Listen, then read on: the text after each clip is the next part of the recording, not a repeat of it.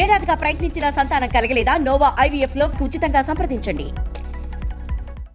తెలుగు ప్రేక్షకులు నమస్కారం. నేను మీ ప్రసాద్ గడియాల. ప్రస్తుతం మనతో పాటు ఉన్నారు టీడీపీ సీనియర్ నేత కోన రవికుమార్ గారు. రవికుమార్ గారు నమస్కారం. నమస్కారం అండి. రాష్ట్రం మొత్తం ఓవైపు ఎండలు మండిపోతున్న అంతకు మించిన హీట్ ని క్రియేట్ చేస్తున్నాయి ప్రస్తుతం జరుగుతున్న ఎన్నికలు.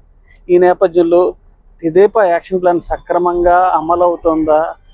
మీ మేనిఫెస్టో వాళ్ళ మేనిఫెస్టో ప్రజలు బేరేజ్ వేసుకుంటున్నారు. ఎవరు మేనిఫెస్టోకి ప్రజల మద్దతు ఉందని కోనరావు అంటారు. ప్రేక్షకులకి అందరికీ నమస్కారం.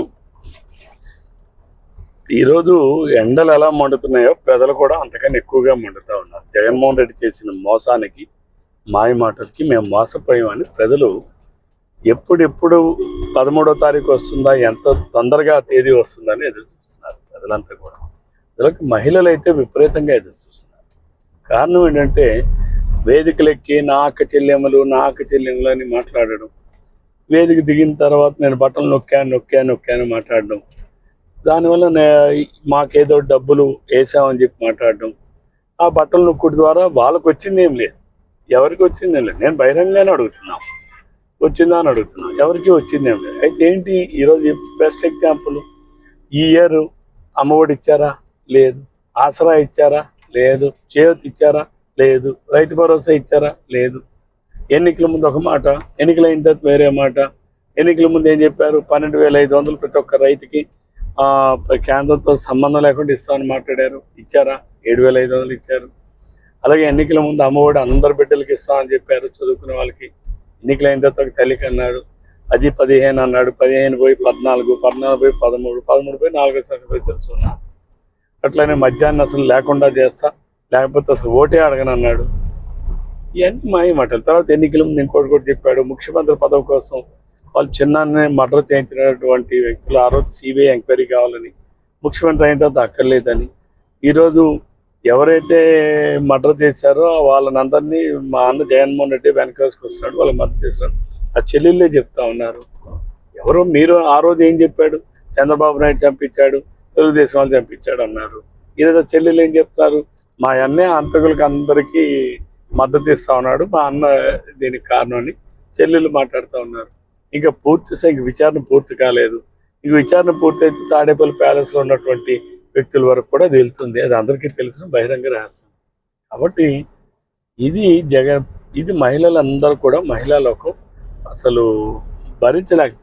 మీరు ఇంత క్లారిటీగా ఏదో చేయట్లేదు, మేము మొత్తం గతంలో చేశామని చెప్పి వాళ్ళ మేనిఫెస్టోని ఎద్దువా చేస్తున్నారు. కానీ ముఖ్యమంత్రి స్థాయిలో జగన్మోహన్ రెడ్డి ఒక ప్రెస్ మీట్ పెట్టి గత 14 ఏళ్ళు ముఖ్యమంత్రి ఉండి ఏనాడు కూడా రెవెన్యూ లోటునే ఎప్పుడు 14 ఏళ్ళు చూపించారు. అలాంటి వ్యక్తి ఎక్కడ సంపద సృష్టించి ఇంకో 50,000 కోట్ల అదనంగా ఉన్న మీ సూపర్ 6 అమలు చేయడం సాధ్యం కాదు.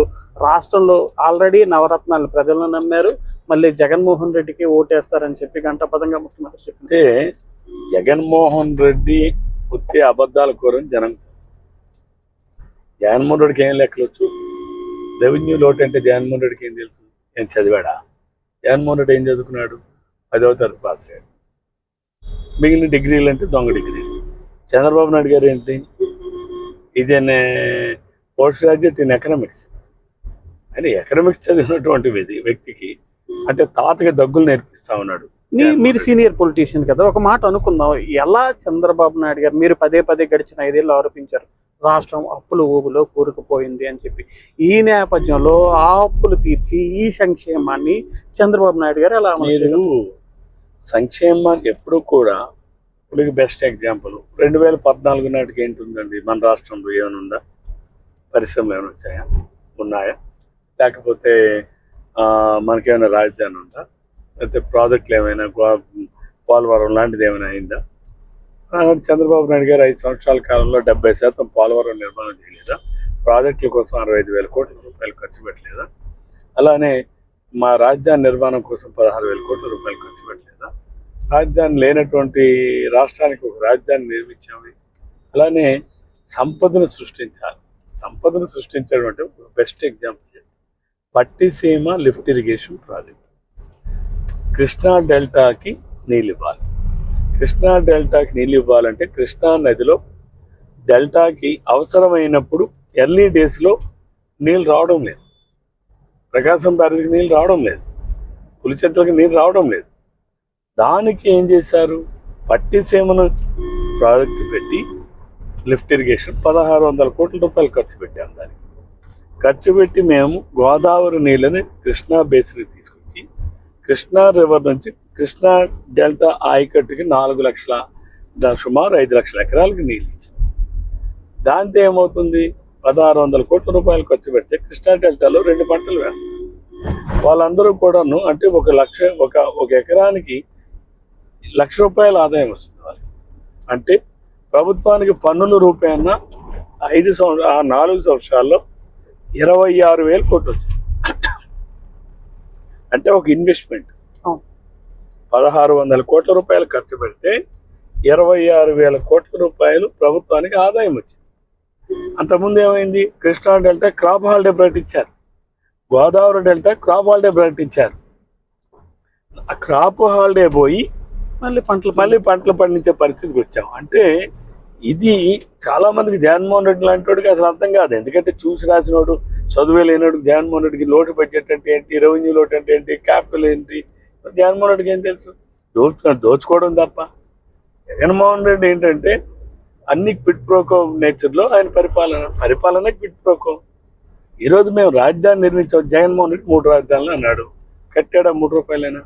మేము 16,000 ఏమీ లేని ఇప్పుడు ఒక కొత్త ఇంటిని నిర్మించేటప్పుడు 4 రోజులు టైం పట్టచ్చు. బట్ మేము నిర్మాణంలో ఎంత ఖర్చు పెట్టాం. అలాగే చంద్రబాబు నాయుడు గారు ఆనాడు రాష్ట్రానికి ముఖ్యమంత్రి అయినప్పుడు ఈ రాష్ట్రానికి లోటు కరెంట్ ఉండేది, మిగిలిన కరెంటుకి తీసుకొచ్చాం. ఎట్లా తీసుకొచ్చాం, మేము చంద్రబాబు నాయుడు గారు ముఖ్యమంత్రి అయిన 6 నెలలకే 24 hours పవర్ సప్లై ఇచ్చాం. మేము ఎలా ఇచ్చాం, లాసెస్ని కంట్రోల్ చేసాం, ట్రాన్స్మిషన్ లాసెస్ని కొంత కంట్రోల్ చేసాం, జనరేషన్ లాసెస్ని కంట్రోల్ చేసాం. అంటే ఏంటి, అడ్మినిస్ట్రేషన్ కెపాసిటీ బిల్డింగ్ చేయడం ద్వారా కొన్ని లాసెస్ మనం కంట్రోల్ చేయొచ్చు. తద్వారా ఏమవుతుంది, రాష్ట్ర ప్రభుత్వానికి ఆదాయం వస్తుంది, అంటే పెట్టుబడి తగ్గుతుంది. ఆ రోజు మనం ఇచ్చాం, పరిశ్రమలకు ఇచ్చాం. పరిశ్రమలకు మనం పవర్ సప్లై చేయడం వల్ల ఏమొస్తుంది, ఎప్పుడైతే పరిశ్రమలకు మనం ఇస్తామో పరిశ్రమల నుంచి మళ్ళీ ప్రభుత్వానికి ఆదాయం వస్తుంది కదా. ఎప్పుడు కూడా రెవెన్యూ లోటు అనేది ప్రభుత్వాలు ఉంటాయి. ఇప్పుడు మీరున్నారు, మీ దగ్గర ఆస్తులు ఉన్నాయి, మీ దగ్గర కొంత డబ్బు ఉంది, మీకు అప్పు లేదా? ఎందుకుంది అప్పు? ఉండాలి, లైబిలిటీస్ ఉండాలి, ఎసెట్స్ ఉండాలి, లైబిలిటీస్ ఉండాలి. ఇక్కడ మాట్లాడుతుంది ఏంటంటే ఎసెట్స్ క్రియేషనే లేదు. అసలు ఎసెట్స్ క్రియేషనే లేకుండా, మీరు క్యాపిటల్ ఎక్స్పెండిచర్ లేకుండా మీరు ఏ రకంగా ఆదాయం వస్తుంది? మేము అమరావతి మీద క్యాపిటల్ ఎక్స్పెండిచర్ 16,000 కోట్లు చేశాం. అమరావతికి ప్రభుత్వానికి 10,000 ఎకరాలు తీసుకొచ్చాడు చంద్రబాబు నాయుడు గారు. ప్రైవేట్ భూమిని ప్రభుత్వానికి తెచ్చాం. ప్రభుత్వం భూమి ప్రైవేట్ వాళ్ళకి ఇచ్చింది కాదు. మరి ఇది సంపద సృష్టించడం కాదా? రాష్ట్రం గురించి ఒక క్లారిటీ ఇచ్చారు కోన రవికుమార్. 2019 నియోజకవర్గం, ఈ నియోజకవర్గంలో జరిగిన ఆమదావలస నియోజకవర్గంలో జరిగిన ఎన్నికల్లో ఈ ప్రాంత ప్రజలు సుమారు 13,000 మెజార్టీ ఇచ్చి తమ్మినేని సీతారాంని గెలిపించారు. ఈ దఫా ఎన్నికల్లో తమ్మినేని సీతారాంని కాదని కోన రవికుమార్కి ఎందుకు ఓటేయాలి? ఈ ఒక్క రోడ్డు చూడండి, మన ప్రయాణం చేస్తున్నాం ఇప్పుడు. ఈ రోడ్డే జాలదా సీతారాం 5 సంవత్సరాలు ఏం చేశాడని? ఇంతకన్నా నిదర్శనం ఇంకా మీకు ఏమైనా కావాలన్నా? ఆ రోజు నేను ఎమ్మెల్యేగా ఉన్నప్పుడే 37 కోట్ల రూపాయలు మంజూరు చేసి దీన్ని 100 అడుగుల రోడ్డు చేయాలని. 100 అడుగుల రోడ్డు ఎందుకు చేయాలనుకుంటానంటే, ఇది not only for traffic, industries రావాలి అని అంటే ఇన్ఫ్రాస్ట్రక్చర్ ఉండాలి, ట్రంక్ ఇన్ఫ్రాస్ట్రక్చర్. ఆమదాలవలసలో ఉన్నటువంటి అడ్వాంటేజ్ 2 నదుల మధ్యన ఉన్నాం. రోడ్డు కనెక్టివిటీ ఉండాలి, ట్రైన్ కనెక్టివిటీ ఉండాలి, ఎయిర్పోర్ట్ కనెక్టివిటీ ఉండాలి, అలానే పోర్ట్ కనెక్టివిటీ ఉండాలి. వీటన్నిటికీ నియరెస్ట్ వే ఉంటే అలాగే మనకి పరిశ్రమలు రావడానికి అనుకూలంగా ఉంటుంది. ఎవడైనా పరిశ్రమదారుడు వచ్చి, ఇప్పుడు మనకి అందరికీ పొలాలు ఉన్నాయి, ఎక్కడో నా పొలం ఉంది కదా అని చెప్పి అక్కడికి వెళ్ళి ఇల్లు కట్టాం కదా. ఎందుకు మనం లక్షల రూపాయలు ఖర్చు పెట్టి ఎక్కడో స్థలం కొంటున్నాం? ఎందుకు కొంటున్నాం? ఏం అక్కడ వేస్తే కాదా? ఎందుకు? రోడ్డు ఉండదు, డ్రింకింగ్ వాటర్ ఉండదు. కాసేపు రోడ్డు గురించి మాట్లాడుకుందాం. మొన్న మీ అల్లుడు చిరంజీవి నాగ్తో పిచ్చాపాటి మాట్లాడుతున్న సమయంలోనే మే 13లోగా పూర్తి చేసి ఎన్నికలకు వెళ్తామని చెప్తున్నాడు. ఇప్పుడు ఏవో ప్యాచ్ వర్క్లు కూడా జరుగుతున్న పరిస్థితి. ఇది మీరు జనం నమ్ముతారంటారు? మీరే అంటున్నారు కదా patch work. Patch work full time work ఏదో ఫుల్ టైం వర్క్ కూడా అన్నారు. ప్యాచ్ వర్క్ అని వినండి, మీరు చూస్తున్నారు కదా, మీరు ఇప్పుడు ప్రయాణం చేస్తున్నాం కదా మనం అదే రోడ్డు మీద. గుడ్డి మీదకి మెల్లనయం అన్నట్టు ఉంది ఇప్పుడు. ఇప్పుడు గుడ్డి కన్నా మెల్లనయం, అంతేగాని రెండు కళ్ళు శుభ్రంగా లేవు కదా. మనం ఇదే రోడ్డు మీద ప్రయాణం చేస్తున్నాం కదా. ఇంతవరకు చనిపోయిన 32 చనిపోయారు. ప్రాణాలను తమ్మినేని సీతారాం తీసుకొస్తాడా? తమ్మినేని సీతారాం అవినీతికి బలి కావాలా ప్రజలు? తమ్మినేని సీతారాం అవినీతికి కాలు చేతులు పోగొట్టుకోవాలా? కళ్ళు పోగొట్టుకోవాలా? నడుము పోగొట్టుకోవాలన్నా? ప్రాణాలు పోగొట్టుకోవాలన్నా? తర్వాత మీరు సీతారాం కొడుకు వాడు ఎవడు? ఇది ఆఫ్టర్ ఆల్ వాట్ ఇది స్టేచర్? ఇది రిప్రజెంటేటివ్ ఆఫ్ ఆంధ్రప్రదేశ్. ఏమో ప్రతిసారి మీ మీదకే సవాళ్ళు విసురుతున్నారు. ఎవడండి రోడ్డు మీద పోయేవాడికి అడిగి తేడా ఏంటి? మీరేదో కాస్త మీడియా వాళ్ళు ఏదో వాళ్ళ అయ్యే హోదా అని పెట్టుకొని మీరేదో ఎక్కువగా ఊహిస్తున్నారు తప్ప ప్రజలు ఆవిడ ఏం ఊహిస్తారు? వాడు తిన్నగా 2 నిమిషాలు నిలబడలేడాడు, వాడేం మాట్లాడతాడు? కోన రవి గురించి మాట్లాడడానికి ఈ జిల్లాలో ఉన్నటువంటి స్టాల్ వర్డ్స్ లాంటి వాళ్ళే 1 నిమిషం ఆలోచిస్తారు. అర్థమైందా? కోన రవి గురించి మాట్లాడాలనంటే వాళ్ళకి ఇంకా ఆలోచిస్తారు. ఎందుకు? ఎవరు దేంట్లో కాంపిటేట్ చేస్తారు? ఏమని విమర్శిస్తారు? కాబట్టి ఇటు ఎంగిలాకి లాంటి వాళ్ళందరూ ఎగురుతూ ఉంటారు. ఇదేం పెద్దగా ఇతిహాస పల్లె. మీరందరూ ఆడవడం అటు రోడ్డు మీద సామాన్యుడు ఎంతో వాడవండి. రేపు 13వ తారీఖు తర్వాత ఎవరికి కావాలి? నువ్వు వెళ్తావా? ఇంటర్వ్యూకి వెళ్తావా? అసలు తర్వాత మాట్లాడుకుందాం. అంటే ఎందుకన్నా అంటే నువ్వు వాళ్ళేదో మా అయ్యి ఉన్నాడు, మా అయ్యని పెట్టుకుని నేనేదో ఏదనుకుంటే ఏమి కాదు. అసలు వాడు నా దృష్టిలో అసలు వాడు నథింగ్. మీరు ఎప్పుడు కూడా you are not mentioned him before me because is nothing. What is he? Who is he? What he knows? ఏం తెలుసని, ఏం నేర్చుకున్నారని, ఏం వచ్చని. కరప్షన్ మాత్రం వచ్చు. అలా అయ్యి నుంచి వారసత్వంగా అది వచ్చింది. ఏం చేశారు సార్ తమ్మినేని సీతారాం కరప్షన్? అంగన్వాడీ వర్కర్లు అపాయింట్మెంట్లోనే డబ్బులు తీసుకోన్నారు. ఇవి అవుట్ సోర్సింగ్ ఉద్యోగాలు. ఆ రోజు పాపం నేను ఎవరో పేదవాళ్ళ లాంటి వాళ్ళకి ఇచ్చా.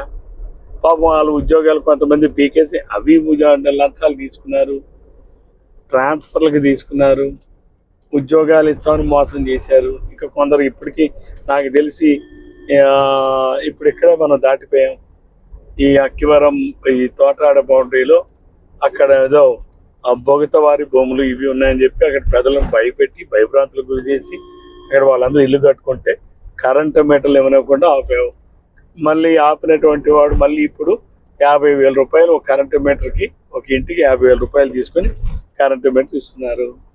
ఇదేనా మరి? ఇవన్నీ కరప్షన్ కదా? కోన రవికుమార్ చేస్తున్నవన్నీ ఆరోపణలే. ఏది నిజమని నిరూపించినా రాజకీయ సన్యాసం తీసుకుంటా అని సీతారాం అందుకనే తమాబుసుడు అంటారు.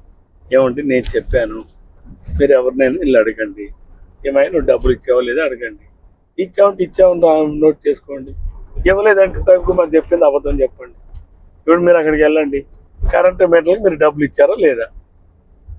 అయితే ఏంటి మధ్యలో ఎవడోడు ఉంటాడు కదా బ్రోకర్, మేము పలానా వాడికి ఇచ్చామండి, సీతారాంకి డైరెక్ట్గా ఇవ్వలేదండి, పలానా వాడికి XYZ ఇచ్చాం అంటే ఏంటి? ఏంటి బ్రోకరేజ్ అనేది చేస్తుంది కాదు. అసలు ఈ కాంట్రాక్టర్ దగ్గరే కోటి రూపాయలు లంచం తీసుకుని కొడుకు పెళ్లికే 70 లక్షల రూపాయలు ఇచ్చేసాడు. అకౌంట్ ట్రాన్స్ఫర్స్ ఉన్నాయి. ఇది కాదని చెప్పానండి. అన్నీ నీకు రైటే. సీతారాం అవినీతి చేయలేదు, కరెక్టే కదా. 2019 వరకు ఏమన్నాడు? నా దగ్గర ఏం లేదు, డబ్బులు లేవు, నేను ఎలక్షన్ చేయలేను, అది లేదు ఇది లేదని బేదరుపులని మాట్లాడాడు. 6 అంతస్తుల బిల్డింగ్ భవనం ఎలా కట్టాడు? 22 ఎకరాల టెక్కల్లో ఎలా కొన్నాడు? మరి ఆయన తోడబుట్టిన అందరిలో ఎలా ఉన్నారు? వాళ్ళ పిల్లలు ఎలా ఉన్నారు? మరి నువ్వు పెట్రోల్ బంక్ పెట్టాడు, ఎలా పెట్టావు? మరి 2 కంపెనీలు ఏవో నేను పెట్టావని చెప్పి నువ్వే ఆయనే అఫిడవిట్లో ఇచ్చాడు, ఎలా పెట్టావు? గ్రానైట్ టెక్కల్లో టెక్కల్లో 2 లీజులు ఆ కొడుకు పేరు మీద వేసావు. ఎలాగేసావు నువ్వు? నీ ఆదాయం ఏంటి అసలు? నీకేమొస్తుంది? నీ అన్నదమ్ములకి అందరికీ ఉన్న మీ నాన్న ఎంత ఇచ్చాడు, మీ అయ్య ఎంత ఇచ్చాడు నాకు తెలీదా? కాబట్టి సీతారాం నేను అవినీతి చెప్పి నువ్వు ఎలాగ సంపాదించు నాకు చెప్పు. 22 ఎకరాలు నువ్వు కొన్నావు ఎలా కొన్నావు నాకు చెప్పు. నువ్వు కొనగల? నువ్వే కొనలేదు 22 రూపాయలు. అలాగే నువ్వు వీళ్ళు బినామీలు వాళ్ళ పేరు మీద పెట్టాడు 80 ఎకరాలు అక్కడ. నువ్వు శ్రీకాకుళంలో 10 కోట్లు విలువ చేసే ఇల్లు న్యూ కాలనీలో కొన్నావు. ఆమదాల వసలో నేను ఎవరిని మోసం చేయలేదు అని అంటున్నావు కదా. 7 కోట్లు విలువ చేసేది మరి ఆ డీల్కి ఎలా కొన్నావు? కోట్లు కదా ఇవన్నీ. అంటే గవర్నమెంట్ వాల్యూస్కి మార్కెట్ వాల్యూస్కి there is lot of difference. ఏం మీకు తెలీదా? ఇవన్నీ ఎలా వచ్చాయి చెప్పండి. 5 సంవత్సరాల స్పాన్లో ఒక 200-300 కోట్లు సంపాదించవచ్చు. మన ఆ రహస్యం ఏంటో సీతారాం చెప్పానండి. ఏది తమ్మినేని సీతారాం ఆర్థిక అభివృద్ధి చెప్పారు. ఇందాక మాటల్లో మనం రోడ్డు దగ్గర ఆగిపోయాం. రోడ్డు దగ్గర నుంచి మాట్లాడుకున్నాం. ఇంకా ఏమీ చేయలేదు. రోడ్డు అమదాల్స్ అంటే రోడ్డు గురించి మాట్లాడుకోవాలి. ఇంకా సాగునీరు తాగునీరు ఏం చేశాడని అడుగుతున్నాను నేను. నారాయణపురం ప్రాజెక్టు జైకా నిధులు జపాన్ ఎయిడ్ అది 141 crores మంజూరు చేయించా, పనులు ప్రారంభించా. అప్పుడు 12% 14% అయ్యాయి. ఆ తర్వాత పనులు ఏమైనా అయ్యాయా? ఎందుకు నువ్వు చంద్రబాబు నాయుడు గారు కూడా వచ్చి విజిట్ చేసినట్టున్నారు ప్రాజెక్ట్ నారాయణపురం రీమోడరైజేషన్ ఎందుకు మీరు పూర్తి చేయలేదు? అలాగే నాగావళి వంశధార నదుల అనుసంధానం 62% పూర్తి చేసాం. 5 సంవత్సరాలు నీకు కాలం వచ్చింది. ఇప్పుడు మేము అన్ని సర్వేలు చేసి అవన్నీ కూడా విషయాలు ఇచ్చేసుకొని మేము మంజూరు చేసేటప్పటికి 2.5 years తర్వాత చేసాం. ఎందుకంటే మరి మేము ప్రభుత్వంలోకి వెళ్ళాక అవన్నీ పరిశీలించి విషయాన్ని తెలుసుకుని కదా శాంక్షన్ ఇవ్వాలి. మరి ఈరోజు చంద్రబాబు సీతారాము నేను మంజూరు చేయించిన పని కదా, నువ్వేం కొత్తగా చేయాల్సిందేం లేదు కదా. ఇట్స్ అన్ ఆన్గోయింగ్ వర్క్ కదా. There is a budget, there is an allocation. ఒకవేళ ఏమైనా రివైజ్ అయితే రివైజ్ అవుతుంది. అడిషనల్గా ఉంటే అది కంపల్సరీ మ్యాండేటరీగా చేయాల్సిందే. అలానే నేను ఈ నియోజకవర్గంలో ఏఐబిపి ఫండ్స్ నుంచి 44 గ్రామాలకి కంప్లీట్గా రోడ్డు కనెక్టివిటీకి మంజూరు చేయించాను. పనులన్నీ ప్రారంభించాను డిఫరెంట్గా అన్ని గ్రామాల్లో. ఆ రోజు నేను వేసినటువంటి వెట్ మిక్స్ అప్పటికి పనులు అయినాయి, అప్పటికైంది. ఆ తర్వాత మరి లేదే. ఇవన్నీ మరి ఏం చేశారు? తర్వాత డ్రింకింగ్ వాటర్ నేను ఆ రోజు 96 గ్రామాలకు నీళ్ళు ఇచ్చా. మీరు వెళ్ళి అడగండి ఎవరి టైంలో ఇచ్చారు నీళ్ళు, వెళ్ళి అడగండి మీరు. ఇప్పుడు నేను చెప్పడం కాదు, ఆ గ్రామానికి తాగడానికి నీళ్ళు ఎవరు ఇచ్చారు? నువ్వు ఈరోజు 5 సంవత్సరాల్లో ఒక ఊరికి నీళ్ళు ఇచ్చారా? ఊరికి నేను ఇంటింటికి అవి పోతే ఈ గొట్టాలు చూసుకొని కమిషన్లు జగన్మోహన్ రెడ్డి తమ్మినేని సీతారాం కమిషన్లు కంపెనీల నుంచి దండుకోవడానికి ఆ పైపులు తప్ప, మేము వేయించిన రోడ్లన్నీ కూడా చెడగొట్టారు తప్ప, ఇవో గ్రామాలన్నీ కూడా మళ్ళీ నరకకోపంగా తయారు చేశారు తప్ప ఏం చేశారు చెప్పండి. ఇప్పుడు నీళ్లు లేకుండా వాటర్ ట్యాంకులు నిర్మించకుండా ఏ రకంగా ఇంటింటికి కుళాయి వేస్తారు? మీరు ముందు ఏది కట్టాలి? ఏది కట్టాలి? Water tank. అసలు వాటర్ ట్యాంక్ లేకుండా నీళ్ళని సోర్స్, అసలు మెయిన్ సోర్స్ కదా ఉండాలి. బోర్ సోర్స్ అనేది అసలు సురక్షితమైన నీరు బోర్ నీళ్ళు కాదు. అవును, మీరు అది తాగుతారా బోర్ నీళ్ళు? మరి గ్రామాల్లో అప్పుడు నేను వేయించినటువంటి సోర్స్, నేను కొన్ని డైరెక్ట్ పంపింగ్లు కూడా పెట్టి వేయించా. కొన్ని అది నేను శ్రేష్టమైన నీరు అనడంలా, ముందు ఏదో ఒక నీరు కావాలి. నేను ఆ తర్వాత 256 కోట్ల రూపాయలు ఆమదలవలసిన నియోజకవర్గంలో ఇంటింటికి కొలాయి యువతల వంశధార అవతల నాగావళి నుంచి నీళ్లు తీసుకురావడానికి ఇప్పుడు మున్సిపాలిటీస్లో ఏ రకంగా ఇది ఉంటుందో సేమ్ ప్యాటర్న్లోనే మండలాలకు శాంక్షన్ చేయించా. 2019 టెండర్లు అయిపోయినాయి, పనులు ప్రారంభించాం. మీరు ఎందుకు కొనసాగించి చేయలేదు? మీరు ఏ ఊరు వెళ్ళినా వెళ్ళి అడగండి, ఏమమ్మా నీళ్ళు ఉన్నాయా? అట్లానే నేను మున్సిపాలిటీలో 65 కోట్లు ఇచ్చాను. 65 కోట్లు ప్రతి ఇంటికి నీళ్ళు ఇవ్వాలని. ఇప్పటికీ అవే పనులు జరుగుతున్నాయి తప్ప ఎందుకు పూర్తి చేయలేదు? 5 సంవత్సరాలు అయింది కదా. 65 కోట్లు ఎంతసేపు చేస్తారండి? ఒక కాంట్రాక్టర్ ప్రభుత్వం డబ్బులు ఇవ్వకపోతే ఆ కాంట్రాక్టర్ ఏ రకంగా ముందుకెళ్తాడు? 4 కోట్లు 5 కోట్లు 6 కోట్లు పెట్టుబడి పెడతాడు. పెట్టుబడి పెట్టిన తర్వాత కొంతైనా మనం డబ్బులు ఇస్తే కదా. ఇప్పుడు మీరు 5 సంవత్సరాలు అయింది కదండి, ఇవన్నీ నేను జయించినవి. నేను డిగ్రీ కాలేజ్ నేను తీసుకొచ్చింది పొందూరు, ఒక్క బిల్డింగ్ కట్టాను. 5 సంవత్సరాలు అయింది కదా. చేశాడు. అందులో ఉన్నటువంటి ఏవో చిన్న చిన్న పోస్టులు ఏమైనా ఉంటే అమ్ముకున్నాడు. లంచాలు మీరు వెళ్ళి అడగండి, లంచం తీసుకోకుండా వేసారేమో అడగండి. అలాగే మీకు తెలుసు, ఏరువాకి చంద్రబాబు నాయుడు గారు వచ్చేటప్పుడు నేను ఆ రోజు వేదిక మీద ప్రకటించాం కదా, ఏది అగ్రికల్చర్ పాలిటెక్నిక్, హార్టికల్చర్ పాలిటెక్నిక్ ప్రకటించాం లేదా? నేను అన్నీ చేశాను, జీవో కూడా ఇచ్చాను. అయితే అప్పుడు ఎమ్మెల్సీ ఎన్నికలు ముందు రావడం వల్ల అది ఎలక్షన్ కోడ్లో అది ఆగింది. తర్వాత అది తీసుకొచ్చాను. నువ్వు what is your efforts? Okay, 2019 నుంచి 24 వరకు తమ్మినేని సీతారాం ఏమీ చేయలేదు. ఇప్పుడు మీరు ఏమి చేయలేదని కాదు, ఏమి చేశాడో చెప్పానండి. ఓకే, ఆయన మీరు ఇప్పుడు ప్రజల్లోకి ప్రచారం అంటూ వెళ్తున్నారు. ఎలాంటి లోకల్ మేనిఫెస్టోతో నేను లోకల్ మేనిఫెస్టో ఎక్కడెక్కడైతే నేను అప్పుడు కూడా ఆమదాలవలస నియోజకవర్గంలో ఫర్ ఎగ్జాంపుల్ బూర్జి మండలం ఉందండి. ఆంధ్రప్రదేశ్ రాష్ట్రంలో సిమెంట్ రోడ్లు వేసేటటువంటి దాంట్లో we're in the second place. రాష్ట్రంలో 28,000 కోట్ల రూపాయలు సిమెంట్ రోడ్లు వేస్తే నేను బూర్జి మండలం ఆమదాలవలస నియోజకవర్గంలో సెకండ్ ప్లేస్లో ఉన్నాం మేము రాష్ట్రంలో. అంటే ఎంత ఇన్ఫ్రాస్ట్రక్చర్ క్రియేట్ చేశానో అర్థం చేసుకోండి. నేను మళ్ళీ చెప్తున్నా, నా ప్రథమ బాధ్యత ఈ ఆమదాలవలస నియోజకవర్గం మొత్తం వంశధార నాగావళి నది నుంచి ఇంటింటికి త్రాగునీటి కుళాయిలు ఇస్తా, నది నీళ్ళు ఇస్తాను. వాళ్ళ ఆరోగ్యాలు బాగుండాలి, ప్రతి ఒక్కరు ఆరోగ్యం బాగుండాలి. బోర్ నీళ్ళు అనేది ఏ గతి లేకపోతే ఏదో దాతాం. ఎడారిలోకి వెళ్ళాక అక్కడ ఏ నీళ్ళు దొరికితే ఆ నీళ్ళే దాతాం. అది పరిస్థితి ఉంది. అలాగే విలేజ్ లెవెల్ ఇన్ఫ్రాస్ట్రక్చర్, డ్రైనేజ్ కావచ్చు. నేను వంజంగి వెళ్ళాను, ప్రజలు అడిగారు మాకు డ్రైనేజీలు కట్టాలి. నేను లాస్ట్ టైం మీరు వెళ్ళి చూడండి, వంజంగిలో వేసిన ప్రతి రోడ్డు నేనే ఇచ్చా, నీళ్లు నేనే ఇచ్చా, వీధుల రోడ్లు నేనే ఇచ్చా. డ్రైన్లు కొన్ని దగ్గర లేక ఎందుకు గ్రామాల్లో వాళ్ళు మా ఇంటి దగ్గరొద్దు మా ఇంటి దగ్గర డ్రైన్ ఎక్కడ కడతాం? నా నెత్తి మీద కట్టుకోలేను కదా. ప్రజలు సహకరించాలి. నేను బహిరంగంగా చెప్పాను, అమ్మ మీరు సహకరిస్తే నా రాయి తీయొద్దు, నా ఇంటి ముందు మెట్టు తీయొద్దు, నా ఇంటి ముందు తీయొద్దు, డ్రైన్ ఎక్కడ కడతాం? కాబట్టి మీరు ప్రజలు సహకరిస్తే విలేజ్ లెవెల్ ఇన్ఫ్రాస్ట్రక్చర్ మొత్తం అంతా కంప్లీట్ చేస్తాం. డ్రైనేజ్ కావచ్చు, సిమెంట్ రోడ్లు కావచ్చు, అట్లానే శ్మశాన వాటికలు కావచ్చు. లాస్ట్ టైం కొంతవరకు కంప్లీట్ చేస్తాం. Rest of the things complete చేస్తాం.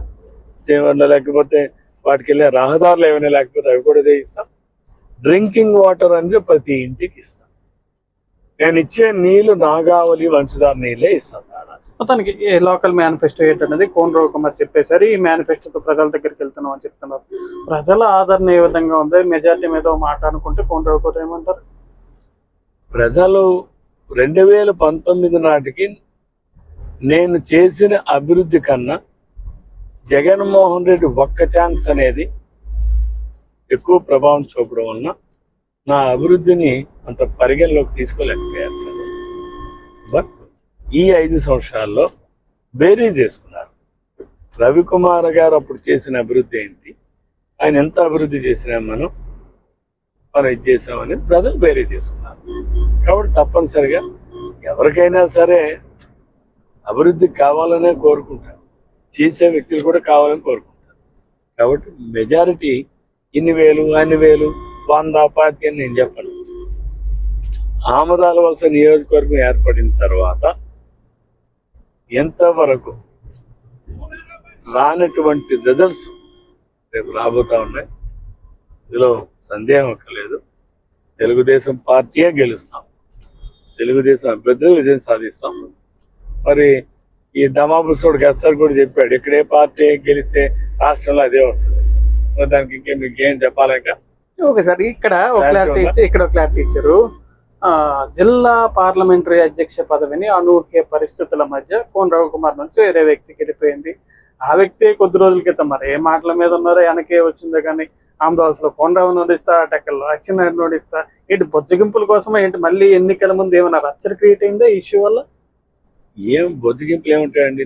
మీరు రవికుమార్ నుంచి అక్కడికి వెళ్ళాలా, నేనే వదిలేశాను. ఓకే. ఎందుకంటే సాంకేతిక పరమైన అంశాలు కొన్ని ఉన్నాయి. ఎందుకంటే అదే అభ్యర్థిగా మాకు కొద్దిగా లిమిటేషన్స్ ఉంటాయి. 40 లక్షల కన్నా ఖర్చు మించుకోవాలి. ఇప్పుడు రాష్ట్ర పార్టీ చంద్రబాబు నాయుడు గారు టూర్ ప్రోగ్రామ్స్ కానీ రాష్ట్ర పార్టీ కానీ ఎక్స్పెండిచరు జిల్లా పార్టీ మీద షేర్ చేస్తారు. ఎన్ని జిల్లాలు ఉంటే అన్ని జిల్లాలు. ఆ షేర్ చేసేటప్పుడు నేను అభ్యర్థిగా ఉన్నాను అనుకోండి, అది నాకేస్తారు. ఎక్స్పెండిచరు సపోజ్ రాష్ట్రం నుంచి రాష్ట్ర పార్టీ షేరింగ్ 10 లక్షల షేరింగ్ నాకు వచ్చింది అనుకోండి, నాకు ఏం లేకపోతే పార్టీ మీద ఉంచుతాను. నేను కానీ క్యాండిడేట్ అయితే నాకు షేరింగ్ చేస్తాను. సో అది నాకు తెలియదు కదా ఎంత వస్తుంది ఏంటో. నేనైతే నాకు 40 లక్షలు ఉంది, నా లిమిటేషన్ మేరకు ఎన్నికల కమిషన్ ఇచ్చిన నిబంధనల మేరకు నేను ఖర్చు చేస్తాను. కానీ పార్టీ ఎక్స్పెండిచర్ ఇదంతా వచ్చేటప్పుడు దానివల్ల కొన్ని ఇబ్బందులు వస్తాయి, సాంకేతిక పరమైన ఇబ్బందులు. కాబట్టి మనం వాటిని దృష్టిలో పెట్టుకుని మనం నేనే విడిచిపెట్టా, నేనే ప్రతిపాదించా. కలమటరావుని పెట్టమని నేనే ప్రతిపాదించాను. అన్ని మాటలు అన్నారు కదా, ఎందుకు ప్రతిపాదించారు? నాకు పార్టీ ముఖ్యం, ఓకే. అటువంటి వ్యక్తులు కాదు. నేను వ్యక్తుల కోసం నేను ఎప్పుడు ఆలోచించాను. ఏ ఊరైనా, నా ఊరైనా, ఎక్కడైనా నాకు పార్టీ ముఖ్యం. పార్టీలో నేను పార్టీ సిద్ధాంతానికి కట్టుబడి పెట్టాను. నేను నోరు జారాలంటే, నోరు ఇసరాలంటే ఎవరి మీద ఇసరచ్చు, బట్ అది కరెక్ట్ కాదు. పార్టీని అంటే ఇదున్న రోజులంతా నాకు ఆహా ఓహా అని చెప్పి మాట్లాడి ఏదో ఎందుకు ఇవ్వలేదు, ఎందుకు రాలేదు అనేది వాళ్ళు వెళ్ళి పార్టీ పెద్దల దగ్గర వాళ్ళు మాట్లాడితే వాళ్ళకి వివరాలు వస్తాయి, క్లారిటీ వస్తాయి. ఇప్పుడు మీరు ప్రశాంతరావు లేకపోతే కోన రవికుమార్ను ఇంకోటి విమర్శిస్తే ఏమవుతుంది? వీళ్ళు ఏమైనా ఇచ్చేవాళ్ళ? నిన్న మొన్నటి వరకు మీరు ఆ జిల్లా అధ్యక్ష పదవి హోదాలో ఉన్నారు కాబట్టి ఆ హోదాలో కొద్దిసేపు మాట్లాడుకుందాం. జిల్లాలో రిజల్ట్స్ ఎలా ఉంటాయి? 3వ విడత లిస్ట్ అనౌన్స్ అయిన తర్వాత చాలా చోట్ల అది బహిరంగానే కనిపించింది, పెద్ద రప్చర్ జిల్లాలో జరిగింది. ఈ రప్చర్ ఏమైనా ఫలితాలపై? ఏమీ లేదండి, 7కి 7 గెలుస్తాం. ఎందుకంటే ప్రజలు 2019 ఉంది. జగన్మోహన్ రెడ్డి 151 మంది శాసనసభ్యుల్లోన, పార్లమెంట్ సభ్యుల్లోన అసలు ప్రజాస్వామ్యానికి పనికిరానటువంటి వాళ్ళు కూడా జగన్మోహన్ రెడ్డి అభ్యర్థులుగా పెడితే గెలిచారు. జగన్మోహన్ రెడ్డి ఒక్క ఛాన్స్ అనే ప్రభావం అందరిని గెలిపించింది. ఈ జగన్మోహన్ రెడ్డిని ఓడించాలి, ఈ దుర్మార్గుడిని ఓడించాలి, ఈ దుర్మార్గుడిని ఇంటికి సాగనంపాలి, ఈ ఆర్థిక ఉన్మాదిని ఇంటికి సాగనంపాలి, ఈ దోపిడీదారుని సాగనంపాలని ప్రజలు నిర్ణయానికి వచ్చిన తర్వాత ఇంకా ఇవేవి కూడా అంత పరిగణలోకి రావు. ఇది ఒకటి. రెండవది, పెద్దాయన ఎవరైనా అభ్యర్థిత్వాన్ని పరిశీలన చేసేటప్పుడు అన్ని విషయాల్ని అన్నిటినీ పరిగణలోకి తీసుకునే ఉంటారు. ఇప్పుడు వాళ్ళేవి ఇప్పుడు కొత్త వాళ్ళకి అవకాశం ఇచ్చారు, పాత వాళ్ళు కూడా వాళ్ళు దే ఆర్ ఎక్స్పీరియన్స్డే కదా, కూడా లెగసీ ఉన్నటువంటి ఫ్యామిలీసే కదా. అయినా సరే ఎందుకు కొత్త వాళ్ళకి ఇచ్చారు, ఏంటి మెరిట్స్ అండ్ డిమెరిట్స్, అది పెద్ద ఆయన అది పార్టీకి తెలుస్తుంది తప్ప అంత డెప్త్ మనకి అవసరం లేదు. ఫైనల్ గా మీ ఆమదావలస నియోజకవర్గ ప్రజలందరూ ఈ వీడియో చూస్తున్నారు, వారికి మీరు ఇచ్చే సందేశం? నా నియోజకవర్గ ప్రధానికానికి నేను ఇచ్చే సందేశం ఒకటే, తెలుగుదేశం పార్టీ ఒక్కటే సంక్షేమాన్ని సృష్టించగలదు, సంక్షేమాన్ని అందించగలదు. జగన్మోహన్ రెడ్డి సంక్షోభాన్ని సృష్టించగలదు. ఆ సంక్షోభం ద్వారా తాను అవినీతి చేసుకోవడానికి, తాను లబ్ధి పొందడానికి, తాను దోపిడీ చేసుకోవడానికి, తాను దురాగతాలు చేయడానికి ఉపయోగిస్తాడు. అంటే తెలుగుదేశం అంటే సంక్షేమం, వైఎస్ఆర్సీపీ అంటే సంక్షోభం. ఎవరైనా సంక్షోభాలు కోరుకుంటారా? తెలుసో తెలియకో ఒకసారి పొరపాట్లు చేస్తుంటారు, ఎంత వాళ్ళమైనా సరే. ఈసారి అటువంటి పొరపాటు ప్రజలు ఎవరు చెయ్యరు, చేస్తారని నేనైతే భావించడం లేదు. ఎందుకంటే అన్ని వ్యవస్థల్ని నాశనం చేసినటువంటి వ్యక్తి జగన్మోహన్ రెడ్డి. వ్యవస్థలు ఉంటేనే ప్రజలు ఉంటారు. వ్యవస్థలు బలహీనం అయిపోయినా, వ్యవస్థలు చచ్చిపోయినా ప్రజలకి చాలా అవస్థలు పడతాయి. కాబట్టి ఈ ఆమదాల నియోజకవర్గ ప్రజలు అభివృద్ధిని కాంక్షిస్తారు. గతంలో నేను చేసిన అభివృద్ధిని మళ్ళీ కొనసాగిస్తా, పూర్తి స్థాయిలో జరిపిస్తా. పూర్తిగా నేను నియోజకవర్గ ప్రజలకు అందుబాటులో ఉంటూ ఒక్కటి మాత్రం హామీ ఇస్తున్నాను, అర్ధరాత్రి అయినా నా తలుపు తట్టినా తప్పనిసరిగా వారికి అందుబాటులో ఉంటా. ఇంకొక మాట ఇస్తున్నాను, నా 30 సంవత్సరాలు నేను రాజకీయాల్లోకి వచ్చి ఈ రోజు వరకు మచ్చలేని వ్యక్తిగా నేను రేపు కూడా ఎటువంటి తప్పులు లేకుండా, ఎటువంటి అవినీతికి ఆస్కారం లేకుండా ప్రజలకి పాలన చేస్తాను.